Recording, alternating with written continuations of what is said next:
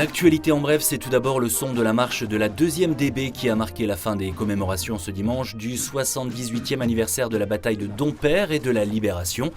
Sur ces images à Madonnay-l'Ambray, les autorités ainsi que les élèves de l'école de la commune ont rendu hommage aux militaires de la division blindée menée par le général Leclerc et aidée par les forces aériennes américaines qui ont livré la plus importante bataille de chars de la campagne de France pendant la Seconde Guerre mondiale. Au terme de violents combats entre le 12 et le 15 septembre 1944, les soldats français, pourtant en infériorité numérique, ont réussi à faire plier les Allemands de la 112e Panzer Brigade et ont pu poursuivre leur chemin vers l'Est pour libérer Strasbourg en novembre 1944.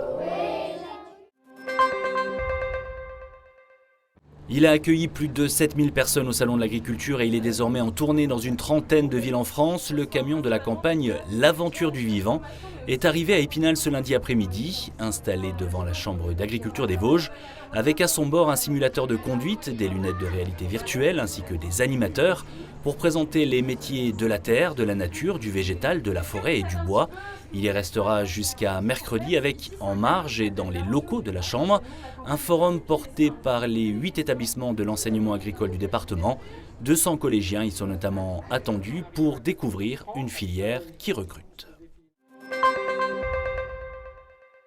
C'était ce samedi une journée à marquer d'une pierre blanche ou plutôt d'un galet au nouvel hôpital d'Épinal, dont le service pédiatrique dispose désormais de ce nouveau mobilier pour les adolescents qui l'accueillent. Ce sont en effet 150 galets peints à la main par l'animateur vosgien Jean-Pierre Roussel durant les différents confinements et dont il a fait don au Rotary Club d'Épinal pour les vendre lors du dernier salon de la gourmandise, qui ont permis de récolter une somme d'environ 3 400 €, de l'argent utilisé pour l'achat de 2 tables amovibles, 8 petits tabourets et 5 gros coussins, une opération réalisée avec le soutien de l'association caritative Une Note de Bonheur.